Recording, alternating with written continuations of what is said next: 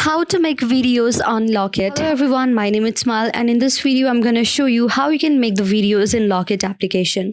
You should go on the Google Play Store. On the top search bar, simply search Locket widget and you will see many options right here. You will also be able to see how you can use the Locket from here. So to know how you can use it, log into your account. If you don't have an account, make sure you sign up one and open your Locket if you have updated and installed to the latest version. Now go on all the friends. You must have some friends to send the Locket.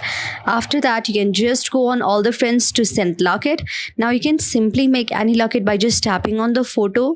Try adding a friend. Once a friend request taps, you can send them. So I don't have any friends, so I cannot send my Locket to anyone. So you need to add some friends on your Locket as well.